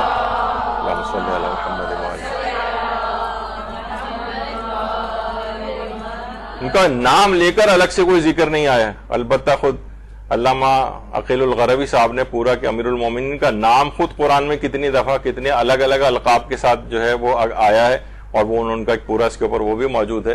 تو بظاہر کوئی چیز آپ کو نظر نہیں آ رہی ہوتی, لیکن فوراً اس کا انکار کر دیا جائے کہ نہیں یہ تو قرآن ہی میں نہیں. تو ٹھیک ہے, پھر ایسے افراد کو اپنے والد کی قضا نمازیں روزے وغیرہ بھی نہیں پڑھوانے چاہیے کہ ان کا بھی ذکر اس لحاظ سے قرآن کے اندر نہیں. اچھا, کچھ تو اس طرح کے ہوتے ہیں, یعنی اب دیکھیے جو یہ نعرے لگا رہے ہیں انہوں نے بہت سارے بہت زیادہ جاہل بھی ہیں. مثلا کیا ہے کہ ایک صاحب نے کہا کہ جناب ان سے پوچھا گیا, ایک کسی قسم کے جاہل جو درس قرآن دینے لگے تھے, کہ ماں کا کتنا حق ہے میراث میں. تو انہوں نے کہا جو کچھ ہے سب ماں کا ہے. کہا دلیل کیا ہے؟ کہا کہ یہی دلیل ہے ما اغنی عنہ مالہ وما کسب, جو کچھ ہے سب کا سب ماں کا ہے. تو وہ قرآن کی آیت سے دلیل بنا رہا ہے, یعنی ماں کا سب, یعنی لفظ اس نے دیکھا, اس نے کہا یہ تو, جبکہ وہ مالہ وما کسب, جو کچھ ہے سب ماں کا ہے. تو اب اس قسم کے جو الفاظ ہیں ان سے وہ کیا جاتا ہے. اور یہ جو قرآن کی آیت تیمم کی آئی کہ فلم تجدوا ماء فتیمموا صعیدا طیبا وامسحوا بوجوہکم وایدیکم منہ, تو وہ باقاعدہ, یعنی آپ حیران ہوں گی کہ ایک مولانا صاحب نے پورا اس طرح سے تیمم کر کے بھی لوگوں کو بتایا کہ اس طرح سے پہلے کیا ہے کہ ظاہر وضو نہیں کر سکتے تو پاک مٹی سے تیمم کرنا ہے. تو پہلے مٹی کو تھوڑا سا منہ میں لے کے اسے تھوکا جائے, پھر ناک میں تھوڑی سی, پھر اس کے بعد ہاتھ منہ کے اوپر کر کے انہوں نے پورا تیمم اس طرح سے بتایا. تو دیکھیے یہ پھر کیا ہے, یہ قرآن کے ساتھ ایک کھلواڑ, ایک ہر شخص اپنے اپنے معیار کے مطابق قرآن سے کھلواڑ کرنے لگتا. اور ایک تو ابھی بھی شاید یوٹیوب کے اوپر, آپ انٹرنیٹ کے اوپر بھی دیکھ سکتے ہیں کہ پانی نہیں ہے. ایک صاحب خانہ کعبہ کے سائن میں ٹنکیاں لگی تھیں, ان میں پانی ختم ہو گیا تھا, تو انہوں نے ویسے ہی کھول کے اور ایک ورچوئل وضو جو ہے کیا کہ مثلا خیالی پانی لے رہے ہیں, اس کو ناک میں ڈال رہے ہیں, منہ میں ڈال رہے ہیں, اور ایسی کوئی چیز نہیں, پورا وضو وہ اس طرح سے کر رہے ہیں. تو ہر آدمی اس طرح سے قرآن کے ساتھ, یعنی عام عوام کو اس طرح کے تفکر و تدبر میں ڈالنا, ان کو یا تو خطرات سے بہت آگاہ کریں کہ بھئی ہر شخص اپنے لمٹ سے آگے نہ بڑھے. یہ کون سا تفکر و تدبر ہے کہ نئے نئے نظریات آپ نے اس طرح سے ایجاد کرنا شروع کر دی.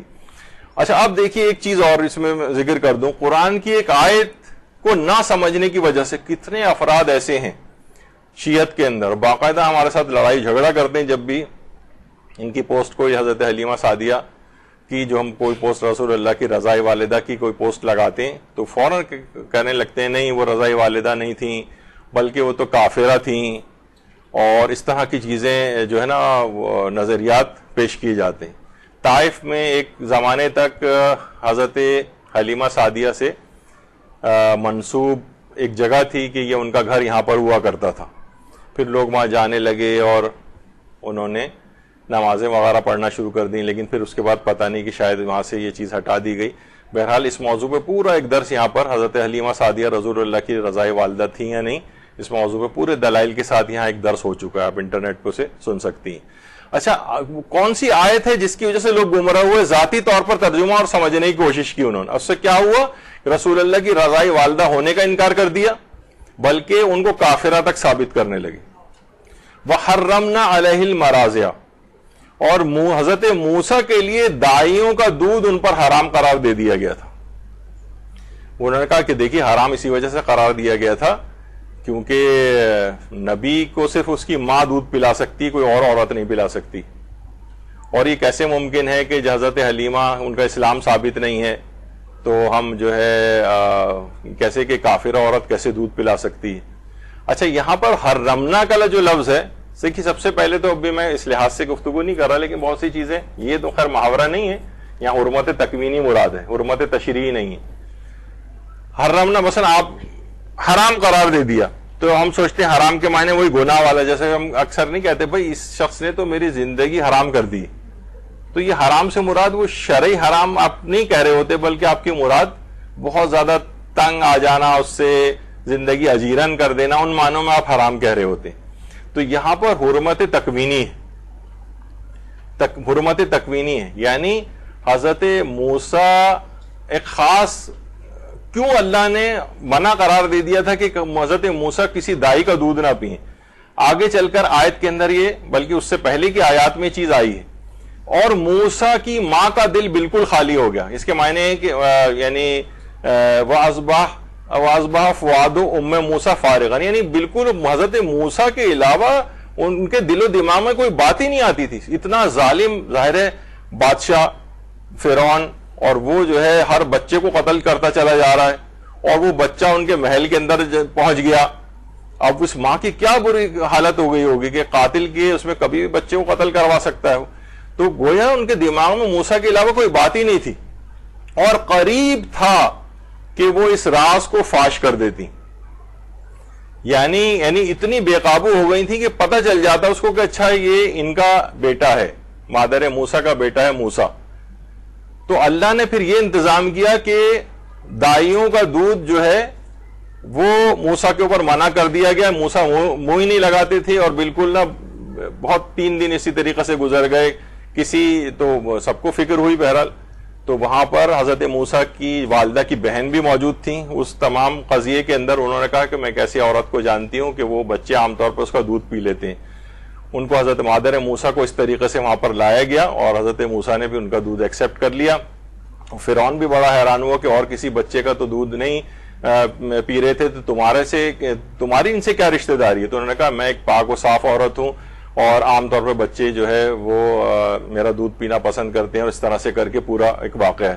تو وہ پورا انتظام کیا گیا تھا. یہاں پہ حرمت تشریعی مراد نہیں تھی, یعنی شریعت نے حضرت موسیٰ پہ حرام قرار دے دیا تھا کہ اپنی ماں کے علاوہ کسی کا نہ پئیں, بلکہ ایک انتظام کیا گیا تھا کہ موسیٰ کی والدہ اس قدر بےتاب ہو چکی تھی کہ اس بات کا امکان تھا کہ کہیں وہ اس راز کو فاش نہ کر دیتی. تو اللہ کی طرف سے انتظام ہوا کہ حضرت موسیٰ نہ ان کا دودھ پئیں اور دایوں کا, اور ایک باہر سے ان کی اپنی ماں کا انتظام ہو جائے. پھر اس کے بعد موسیٰ کئی سال تک, حتیٰ کہ جوانی کے دور تک بھی بہرحال وہاں پر رہے, 2 سال تک بس دودھ پلائی کا ان کا عرصہ چلا ہوگا. تو اس ایک آیت جو ابھی آپ نے دیکھی کہ وَحَرَّمْنَا عَلَيْهِ الْمَرَاضِعَ, لوگوں نے کہا اس کے اوپر کہا کہ دیکھیں اس سے پورا کیا نتیجہ, بہت سے نے تو ایک اور بھی نتیجہ نکالا کہ صرف معصوم ہی معصومہ کا دودھ پی سکتا ہے. تو یہ تو بالکل ہی الٹا ہے, اور ویسا نظریہ ہے کہ ہمارے ائمہ معصومین کی جتنی بھی والدہ تھیں سوائے امام حسن حسین وغیرہ کے, باقی تو اور کسی کی والدہ معصومہ نہیں تھی. تو ان کا بھی, تو یہ تو خیر نظریہ بالکل ہی غلط ہے. لیکن یہاں پہ خود سے انہوں نے کہا کہ ہم جو ہے نا خود سے سمجھیں گے قرآن کو. تو اتنا بڑا گروپ جو ہے وہ ایک نئی ایک چیز جو ہے وہ لے کر آ گیا اس سلسلے میں. تو اب دیکھیے, اگر ہم ویسے تاریخ کے بیچ میں ایک بات آگے تفصیل تو اس کے اندر آئے گی کہ ڈاکٹر ابراہیم آیتی یہ بھی بہرحال ان کے متعلق بھی یہ ملتا ہے کہ یہ بھی بہت جوانی کے دور میں انتقال کر گئے تھے. اور ڈاکٹر ابراہیم آیتی کے متعلق آیت اللہ شہید مرتضی مطہری نے کہا تھا کہ اس وقت پورے ایران میں پورے ایران میں تاریخ میں اسلام کی ابتدائی 100 سال کی جو تاریخ ہے ان سے بڑھ کر کوئی بھی تاریخ دان نہیں، اور کہا کہ یہ جو بھی بات کہہ دیں وہ تاریخ کے متعلق بالکل حتمی اور اوتھینٹک ہوتی ہے.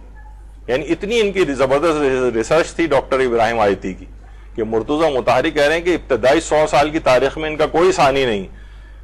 تو بہرحال یہ بھی ایک ٹریفک کے حادثے کے اندر تہران میں جو ہے اس میں بہت ہی کم عمری میں غالباً ایسی کوئی 50 کے لگ بھگ جو ہے ان کی عمر تھی، اس میں ڈاکٹر ابراہیم آیتی انتقال کر گئے. اور زیادہ زندگی اللہ کی طرف سے ملتی تو پتہ نہیں اور کیا کارنامے انجام دیتے جو موجودہ زمانے میں بھی بہرحال اس لحاظ سے آغا جواد محدثی ہیں بھی تاریخ کے بہت بڑے عالم ہیں، لیکن ہمیں یہ بھی نہیں پتا ہوتا کہ ہمارے تاریخ کے علماء جو ہیں کون کون سے ہیں.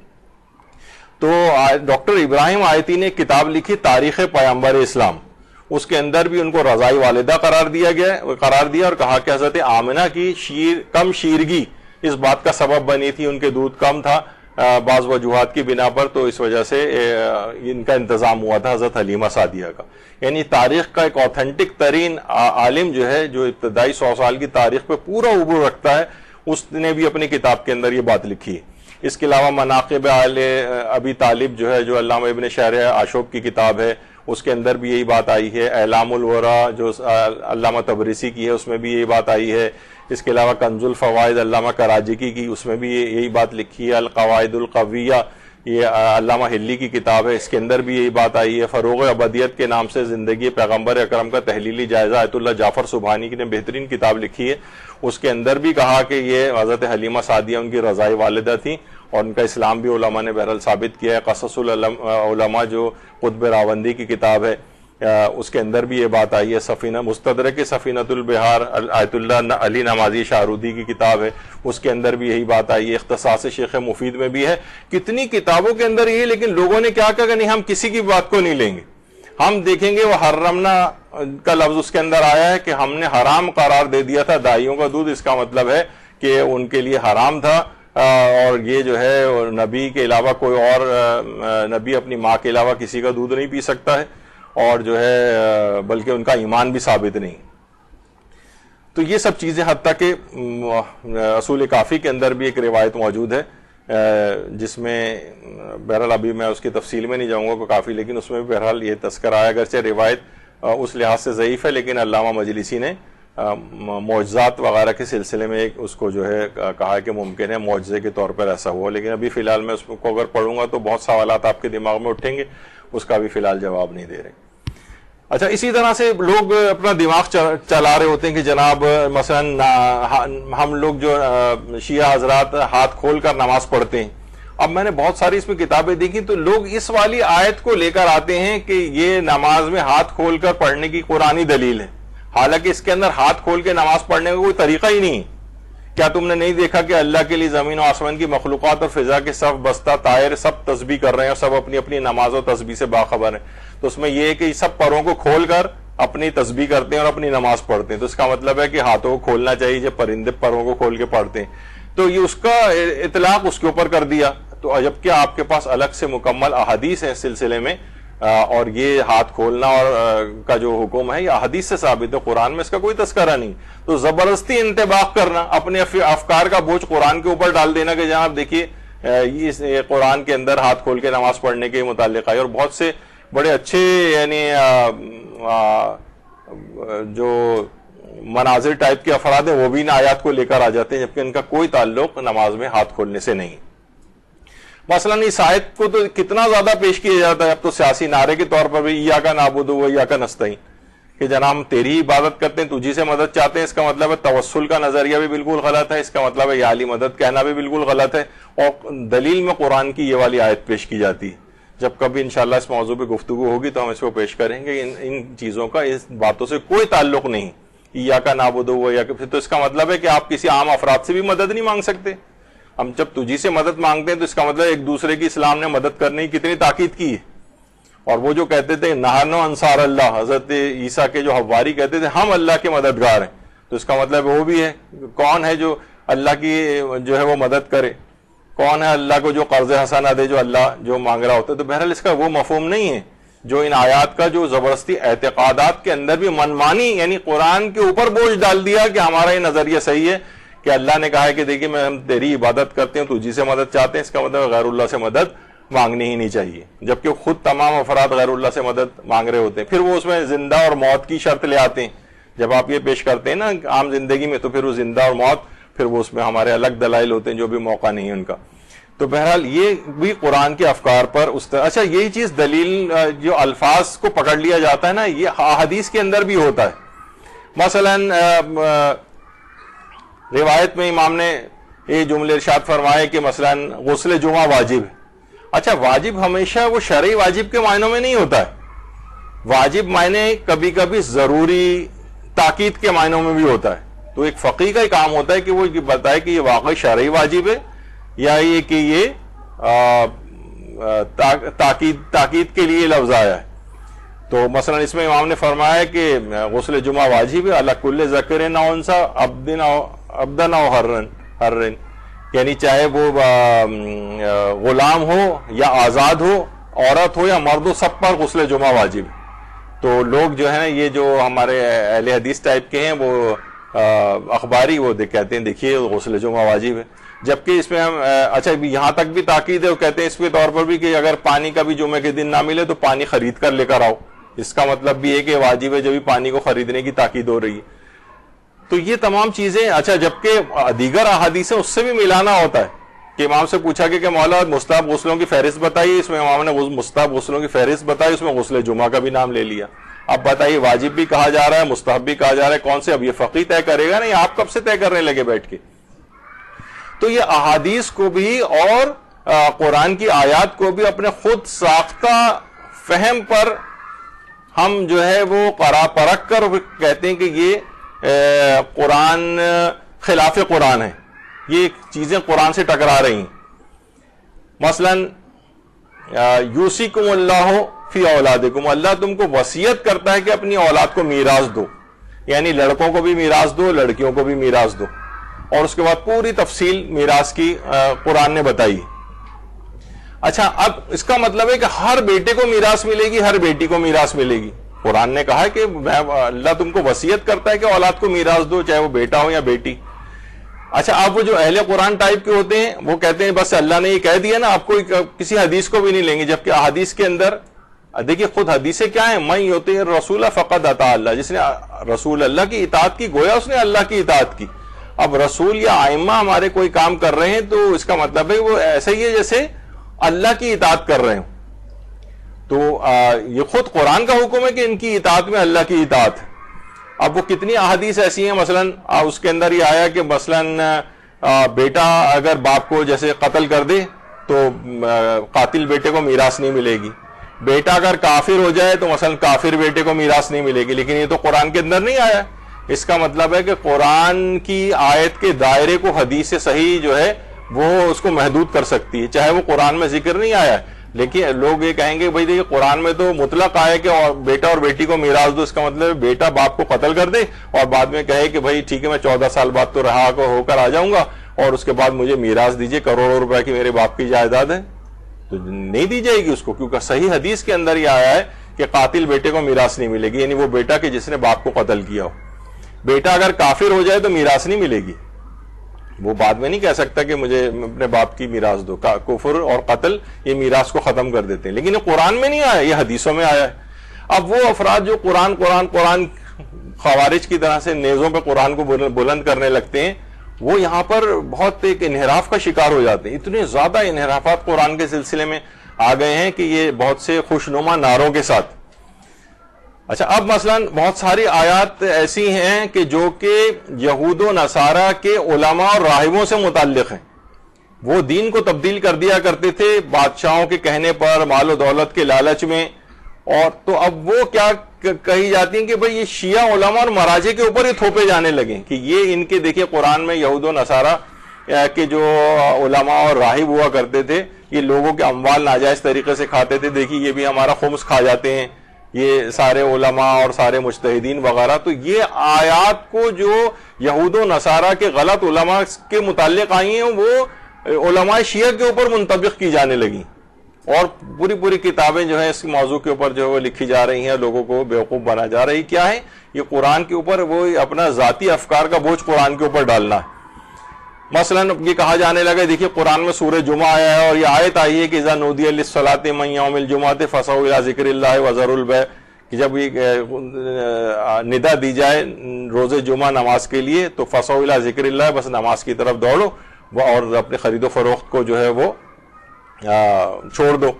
تو اس کا مطلب یہ ہے کہ نماز جمعہ جو ہے واجب عینی ہے, جبکہ نماز جمعہ واجب تخیری ہے, یعنی اختیار ہے کہ جمعے کے دن ظہر پڑھیں یا جمعہ پڑھیں, اس بات کا اختیار دیا گیا ہے. لیکن وہ کیا ہے کہ آپ نے صرف دماغی طور پر انہوں نے کہا کہ کیونکہ سورہ جمعہ آیا ہے تو لہٰذا جو ہے نماز جمعہ جو ہے واجب عینی ہو گئی ہے. مثلا یہ آیا کہ وَإِذَا ضَرَبْتُمْ فِي الْأَرْضِ فَلَيْسَ عَلَيْكُمْ جُنَاحٌ أَن تَقْصُرُوا مِنَ الصَّلَاةِ, یعنی جب تم زمین میں سفر کرو تو تم نمازوں کو قصر کر لیا کرو. ایک فقیہ کو کہا جاتا ہے, یعنی جو خود کو فقیہ قرآنی بھی کہتے تھے, ان کا یہ نظریہ تھا کہ نماز قصر نام کی اسلام میں کوئی چیز ہی نہیں ہے, جبکہ قرآن کا واضح حکم اس پر موجود ہے. اور ان سینکڑوں احادیث کا صحیحہ کا کیا کریں گے جس میں اتنی تفصیل کے ساتھ معصومین نے قصر نمازوں کے احکامات بتائیں. اچھا, پھر اس کے اندر تو یہ بھی ہے کہ بس یہ کہ جب تم زمین میں سفر کرو تو کوئی حرج نہیں ہے کہ تم نماز کو قصر کرو. اس سے تو لگ رہا ہے کہ نماز قصر کرنا واجب بھی نہیں ہے, کوئی حرج نہیں ہے کہ اگر نمازوں کو قصر کرو, اس کا مطلب آپ کو اختیار دیا گیا ہے اور صرف یہ کہا گیا ہے کوئی حرج نہیں اگر نمازوں کو تم قصر کر کے پڑھ لو. اچھا, اور اس میں یہ بھی کہا گیا ہے کہ اگر تم زمین میں سفر کرو, اب دیکھیے سفر کی کتنی شرائط ہیں وہ قرآن نے ذکر نہیں کی. مثلا 44 کلومیٹر کا آنا جانا ملا کر سفر ہونا چاہیے. یہ والا جو صرف اہل قرآن بن کے بیٹھا ہوئی تو کہے گا 1 کلومیٹر بھی سفر کیا جائے تو نماز قصر ہو جانی چاہیے. اس میں اللہ نے کچھ بھی نہیں بتایا. غامدی صاحب سے بھی کہا جائے کہ اللہ نے اس میں کہاں بتایا کہ کتنا سفر ہو, کتنے مائلز کا سفر ہو. حدیث کے اندر آیا ہے 44 کلومیٹر کا ہو. مثلا سفر معصیت نہیں ہونا چاہیے, گناہ کا سفر نہ ہو. ہیروئن بیچنے جا رہا ہے کراچی سے لاہور مثلا, اس کو یہ والی سہولت نہیں ملے گی. کثیر السفر نہ ہو, کثیر السفر پتہ چلا اس کا ڈرائیور کا کام ہی روزانہ آنا جانا ہے, وہ اس کی نماز قصر نہیں ہوگی اگرچہ وہ بھی سفر کر رہا ہے. اور کتنی زیادہ مثلا اپنے وطن کے اندر آ کر جو وہ مسافر نہیں رہتا ہے, مثلا اسے کئی جگہوں پر جانا ہے, جب اپنے وطن سے گزرا تو جیسے ہی وطن سے کراس ہوگا اس کا سفر زیرو ہو جائے گا. سفر مثلا 10 روز سے کم کا ہونا چاہیے, 10 روز سے زیادہ کا ہو گیا تو پھر نمازیں پوری پڑھنا پڑتی. یہ تو سب حدیث کے اندر آیا ہے نا.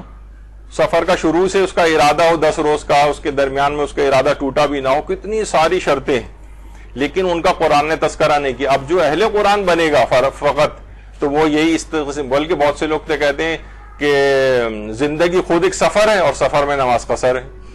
اس قسم کی جو ہے وہ بہت ساری چیزیں, تو پھر تو ان خیالات کی کوئی وہ بھی نہیں ہے نا. بس آپ جیسا بھی چاہیں جگت بازیاں کر کے دین کے اندر ان کو شامل کر دیں. تو دیکھیے قرآن کی آیات ہی ہیں جن سے استفادہ کر کے اور یہ والے نظریات بنائے جاتے ہیں. اچھا, اسی طریقے سے آپ عقائد کے اندر آپ دیکھیے, مثلا جب فتح مکہ ہوئی تھی, انا فتحنا لک فتحا مبینہ, جو سورہ فتح کی آیات آئیں تو اس میں آگے چل کر کیا کہا, لیغفر لک اللہ ما تقدم من ذنبک وما تاخر. رسول اللہ سے کہا کہ اللہ آپ کے اگلے اور پچھلے گناہوں کو معاف کر دے گا. اب اس پہ ہم آج بحث نہیں کر رہے, وہ یہ بہت اب تو بالکل وقت ہی ختم ہو گیا ہے. یعنی عقیدے کا انحراف کیا آیا, صرف آیت کے ظاہر کو پڑھا اور کہا کہ اس کا مطلب ہے کہ رسول اللہ جو ہے وہ معصوم نہیں ہوتے, کیونکہ یہ کہا گیا اللہ آپ کے پچھلے گناہوں کو بھی معاف کر دے گا.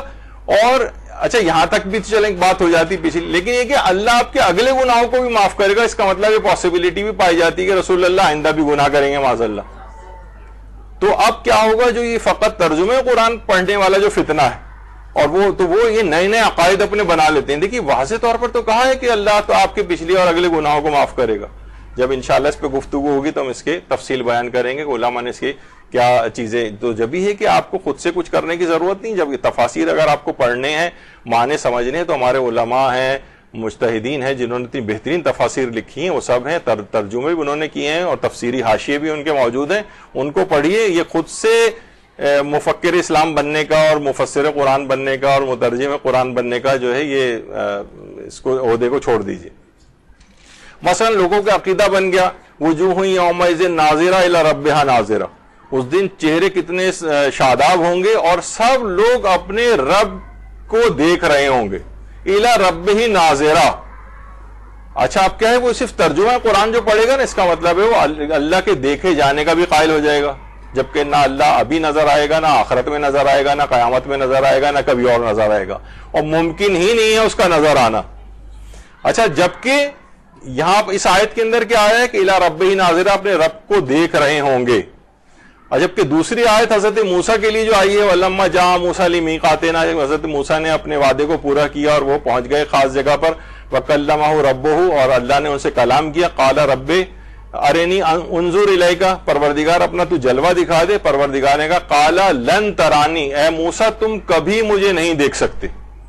نفی ابد کے لیے آیا ہے لن ترانی, تم مجھے کبھی بھی نہیں دیکھ سکتے.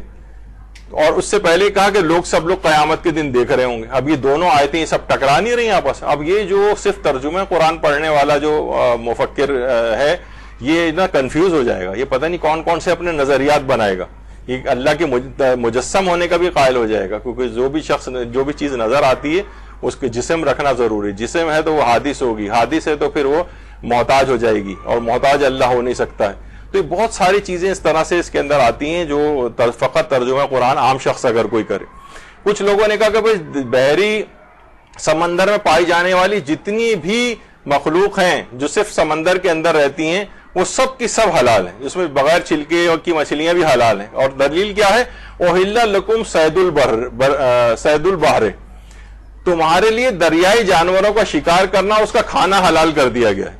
اور دریائی جانور اس میں تو ساری چیزیں آ گئیں, چاہے مچھلی, اس میں کہیں پہ بھی بغیر چھلکے کی مچھلی کا ہونا, یا چھلکے والی ہونا تو نہیں آیا. وہ اس آیت سے استدلال کرتے ہیں. حالانکہ یہ پوری آیت اور اس سے پہلے کی آیات تو جو دیکھی جائیں تو یہ حالت احرام میں شکار کا مسئلہ بیان ہو رہا ہے. حالت احرام میں بری جانوروں کا شکار منع ہے, لیکن بحری جانوروں کا شکار جائز ہے. اب بحری جانور کون سے والے, وہ حدیث کے اندر آیا کہ کون کون سے بحری جانور کے چھلکے والی مچھلی جائز ہے, اس پر حدیث صحیحہ موجود ہیں. جھینگا مثلا جائز ہے. تو یہ سب چیزیں, تو وہ کیا جو صرف ترجمہ قرآن کو دیکھتے ہیں وہ کہتے ہیں دیکھیے تمہارے لیے دریائی جانوروں کا شکار کرنا اور اس کا کھانا حلال کر دیا گیا. اس کا مطلب ہے کہ تمام دریائی جانور یہ حلال ہیں. تو یہ آیات قرآنی سے اس طرح سے غلط استنباط اور اٹھایا جاتا ہے. اسی طریقے سے مثلا وہ جو روزے کی آیت ہے کہ ایام معدودات فمن کان منکم مریضا او علی سفر فعدۃ من ایام اخر, یعنی گنتی کے چند روز ہیں یہ دن رمضان کے. فمن کان منکم مریضا او علی سفر, تم میں سے جو افراد مریض ہوں یا سفر کی حالت میں ہو بعد کے دنوں میں اس گنتی کو پوری کریں, اور جن کے لیے بہت باعث مشقت ہو روزہ رکھنا وہ ایک فدیہ دیں, ایک مسکین کو کھانا کھلائیں. اچھا اب کیا ہے اس کے اندر مریضن او علی سفرین, اس کا مطلب ہے کہ لوگ اکثر لوگ جناب مجھے بلڈ پریشر کا مرض ہے میں تو روزہ رکھ ہی نہیں سکتا. بھائی کیوں نہیں روزہ رکھ سکتے؟ کہتے ہیں قرآن کی آیت ہے فمن کان منکم مریضن, اگر تم مریض ہو تو کیا بلڈ پریشر مرض نہیں ہے؟ مجھے نزلہ ہو رہا ہے مثلا, آپ جا کے کتابیں پڑھ لیں. کامن کولڈ جو ہے وہ میڈیسن کی پوری کتابیں سے مرض سے بھری پڑی کہ مثلا نزلہ ہو رہا ہے اور جو ہے تو مجھ پر بھی جو روزہ معاف ہونا چاہیے. کھانسی ہو رہی ہے مجھے, سر میں درد ہو رہا ہے, یہ ہیڈ ایک وغیرہ سب اس لحاظ سے امراض میں آتے ہیں. تو قرآن کی آیات سے پڑھ کے لوگوں نے اس طرح سے جو ہے نا معنی نکالے ہوئے ہیں. اب اس کے اندر کتنی شرائط ہیں, کون سا والا مریض کس شدت کا اس کے مرض ہو اور وہ مینج کر سکتا ہو دوائیں کھا کے یا نہیں کر سکتا ہو, یہ تمام چیزیں اس کے اندر آتی ہیں. سفر کا تو ابھی آپ نے سنا کتنی ساری شرائط کے بعد وہ مسافر بنتا ہے, لیکن اس کے اندر تو زنا والا سفر ان کا لفظ آیا ہے. تو یہ سب چیزیں اس کے اندر ہوتی ہیں اور یہ معاشرے کے اندر یہ چیزیں پیش آ رہی ہیں. اسی طریقے سے مثلا ان الصفا والمروہ من شعائر اللہ فمن حج البیت او اعتمر فلا جناح علیہ ان یطوف بہما ومن تطوع خیرا فان اللہ شاکر علیم. یعنی یہ صفا اور مروہ شاعر خدا ہیں, اور جو بھی حج کا اور یا عمرے کا ارادہ کرے کوئی حرج نہیں ہے کہ وہ ان کا طواف کرے. اس سے بھی وہ کہتے ہیں کہ بھئی یہ کوئی واجب تو چیز نہیں ہے. اللہ کہہ رہے ہے کہ فلا جناح, کوئی حرج نہیں ہے, کوئی تم پر گناہ نہیں ہے کہ تم جو ہے صفا و مروہ کی صحیح کرو. تو اس طرح سے الفاظ کے ساتھ کھلواڑ کیا جاتا ہے. اب صفا و مروہ کی صحیح آپ کو پتہ ہے حج و عمرہ میں واجب ہے, اور لیکن یہاں پر وہ ایسے افراد جو ہیں وہ کہتے ہیں صرف قرآن کو اگر دیکھا جائے تو قرآن ہمارے فہم کے اندر جو آ رہا ہے ہدی للناس ہے، یہ تو ہدی للناس ہے، اس کا مطلب انسانوں کے لیے ہدایت ہے، اس میں کسی بھی مولوی ملا مفسر وغیرہ کو بیچ میں ڈالنے کی ضرورت نہیں ہے، اللہ ڈائریکٹ آپ سے خطاب کر رہا ہے، قرآن کھولو اور اپنے لیے ہدایت نکال لو اس میں سے۔ یہ ایک بہت بڑا فتنہ ہے، بہت بڑا یہ ایک انحراف ہے۔ یہ تو میں نے صرف کتنا وقت نہیں ہے، ورنہ بہت تفصیل کے ساتھ جو ایک ایک آیات کو لے کے اس میں کیسے کیسے عقائد کے انحرافات ہو گئے، لوگوں کے عمل کے انحرافات ہو گئے، لوگ کون کون سے نظریات جو ہے وہ بنانے لگے۔ آپ نے دیکھا وہ حرمنا علی المراضع والا جو تھا کہ ہم نے دائیوں کا دودھ حرام قرار دے دیا تھا، وہ حرام کے معنی نہیں سمجھے کہ انہوں نے اس سے کیا مراد ہے، کہ یہاں پہ حرام سے مراد ممنوع تھا، یعنی ممنوع کیوں قرار دیا تھا؟ تاکہ مادر موسیٰ کو یہاں لانے کا انتظام کیا جا سکے، اور وہ ایسا نہ ہو کہ اس راز کو فاش کر دیں اور حضرت موسیٰ کی اور ان کی زندگی خطرے میں پڑ جائے۔ تو اس سے انہوں نے خود بخود کون کون سے نتیجے نکالے، یہاں تک کہ رسول اللہ کی رضائے والدہ ہونے کا انکار کیا، اور یہاں تک کہ ان کے کافرہ ہونے تک کا جو ہے لوگ معاذاللہ بہت سے لوگ جنت البقیع جاتے ہیں اور علیمہ سعدیہ کی قبر پہ بھی نہیں جاتے ہیں کہ نہیں یہ تو ہم ان کو مانتے ہی نہیں۔ تو یہ تمام افراد جو ہے نا اس طرح سے انحرافات کا شکار ہوتے ہیں۔ تو بہرحال عام افراد کے لیے بس بہت مناسب یہ ہے، عام افراد کہ وہ اپنے لیول کا تفکر و تدبر کریں، اخلاقی باتوں کا کریں، سادہ ترین عقائد کا تفکر و تدبر کریں۔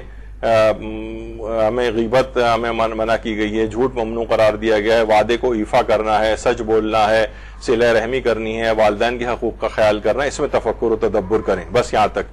لیکن اس کے بعد جب اس طرح کی چیزیں ہوتی ہیں تو آپ نے دیکھا یہ عقائد کے انحرافات، اور انحراف کے اندر ایک اور بھی چیز ہوتی ہے، خشتے اول چون عہد معمار کج تاسریا میراوت دیوار کج۔ عمارت کی پہلی اینٹ اگر غلط رکھ دی جائے تو آسمان تک بھی اس کو بناتے چلے جائیں نا تو وہ ٹیڑھی کی ٹیڑھی رہے گی، بلکہ انحراف اور زیادہ بڑھتا چلا جائے گا، اور زیادہ ٹیڑھی ہو جائے گی۔ جب بھی کہا جاتا ہے نا جب قبلہ رخ ہے، بالکل کیوں کہا جاتا ہے کہ بالکل سیدھا قبلہ جو واقعی جو قبلہ ہے اور بالکل اس سیدھ کے اندر نماز پڑھی جائے اور معمولی سا انحراف بھی نہ لایا جائے، کیونکہ یہ انحراف یہاں سے اگر وہاں تک شروع کرے تو یہ انحراف یہ بڑھتا ہی چلا جائے گا اور بہت دور چلا جائے گا، یعنی خانہ کعبہ سے بہت دور آپ ہٹ جائیں گے۔ اس وجہ سے پورا سیدھا بہت زیادہ اس کا خیال رکھا جاتا ہے فقہی احکام میں بھی کہ قبلے کی طرف ہونا چاہیے انسان کا مکمل رخ۔ کچھ مراجع کہتے تھے 7 ڈگری تک کا اختلاف چل جاتا ہے، آغا سیستانی کہتے ہیں نہیں، پورا اطمینان ہو کہ بالکل صحیح میں قبلے کی سمت میں ہوں۔ تو بہرحال تو یہی انحراف عقائد کے اندر آتا ہے، اعمال کے اندر آتا ہے۔ تو یہ عام افراد کو ابتدائی طور پر ان سب کو ابھی ہم بہت پہلے مرحلے سے بھی بہت نیچے کی طرف ہیں، ابھی لوگوں کو فقط اور فقط تلاوت کی طرف لے کر آئی، اور جب آپ دیکھ لیں کہ بہت سارے لوگ تلاوت بہت زیادہ کر گئے تو ان کے لیے پھر اگلے مراحل ہیں، پھر ان سے آگے کی طرف بھی ان کو لے جا سکتے ہیں کہ مثلا اپنے اخلاقی جو آیات ہیں ان پہ تفکر کرو، تدبر کرو۔ جیسے میں نے پہلے کہا تھا بہت سے افراد ایک صفحہ قرآن پڑھتے ہیں، دیکھتے ہیں کہ اس کے اندر کیا ہدایت ہے، پتہ چلا جو اخلاقی ہدایت ہیں وہ نوٹ کر لیتے ہیں کہ آج میرے لیے پیغام ہے مثلا قرآن سے۔ تو اس طرح کی چیزیں اخلاقیات قرآن سے لے سکتے ہیں، لیکن باقی آپ نے دیکھا کہ اگر وہ احکام کو اس طرح سے لینا شروع کرے گا تو وہ تو انحراف کا شکار ہو جائے گا۔ اس کے لیے علماء موجود ہیں، خواص ہمارے جو ہے وہ موجود ہیں، اور وہ ساری تحقیق کر کے اس کا نتیجہ جو ہے نکال کے دے سکتے ہیں آپ کو، اور انہوں نے دے دیا ہے توضیح المسائل کی صورت میں۔ تو وہ سب چیزیں آپ اس لحاظ سے قرآن کے اوپر عمل کر سکتے ہیں۔ دوسرا پارٹ جو آج مجھے لینا تھا، اس کا آج وقت نہیں رہا، مولانا جواد یاسوبی صاحب انشاءاللہ تشریف لے آئیں گے، ان کا لیکچر آج ہوگا یہاں پر، مولانا عامر یاسوبی کی جو بیٹے ہیں نجف میں، اور سننے میں آتا ہے کہ آیت اللہ سیستانی کے جو پوتے وغیرہ ہیں ان کی کلاس فیلو بھی ہیں وہ، تو بہرحال وہ ان کا ایک لیکچر یہاں پر ہوگا، تو ان کا وقت ایسا نہ ہو کہ میں لے لوں تو وہ، لیکن وہ دوسرا پارٹ جو تھا وہ ہمیں ایک اور چیز کہی جاتی کہ ہمارا پورا تمام اعمال قرآن کے خلاف ہیں۔ یہ ابھی یہ آج کا موضوع پورا رہ گیا ہے کیونکہ اتنا وقت آج بچا ہی نہیں بالکل، وہ انشاءاللہ اب تو بہت مشکل ہے، لیکن یہ کہ دیکھتے ہیں کہ نیکسٹ جو ہے وہ کب ہوتا ہے یہ والا اس موضوع پر لیکچر۔ تو یہاں پر گفتگو اختتام اس میسج کے اوپر ہو رہی ہے کہ عام افراد کو ابھی جو کہ ابتدائی تعلیم بھی، پرائمری بھی جنہوں نے پاس نہیں کی، ان کو پی ایچ ڈی کی کلاس میں نہ بٹھائیں، اور ان کو ابھی صرف تلاوت کرنے دیں۔ تلاوت میں جب بہت آدمی راسخ ہو جائے یا اس کا لیول بڑھ جائے تو پھر وہ اخلاقی امور میں تفکر و تدبر کرے، پھر وہ عالم ہو جائے اور آیات کے اندر تفکر کرنا شروع کرے اور اس سے کچھ نتائج نکالے، اور پھر فقیہ ہو جائے تو فقیہانہ تفکر کرے، پھر اپنے لیول کے مطابق الگ تفکر و تدبر ہے۔ لیکن عام افراد کو اگر اس کے اندر آپ نے ڈالا اور اس بات کی رٹ لگائے کہ تفکر و تدبر کرو، تو وہ ایسے ایسے نئے نئے انحرافات کا شکار ہوں گے، پھر وہ کسی قابو بھی نہیں آتے. پھر وہ ہم کوئی چیز پیش کرتے ہیں، فتویٰ کہتا ہے یہ قرآن کے خلاف ہے، دیکھیے یہ مرجع نے کہا ہے، یہ اس کا دماغ کھلا نہیں ہے، یہ سوچتا ہے کہ شاید مجتہدین جو ہیں وہ انہوں نے یہ آیات تو پڑھی نہیں ہوں گی، تو وہ اس طرح سے نئے نئے جو ہے چیزیں نکال کر پیش کرتا ہے، پھر وہ کسی قابو بھی نہیں آتا ہے، اتنا انحراف بڑھ جاتا ہے. تو یہاں پر بس ہم آج گفتگو کو روکتے ہیں. وصلی اللہ علی محمد وآلہ الطیبین الطاہرین.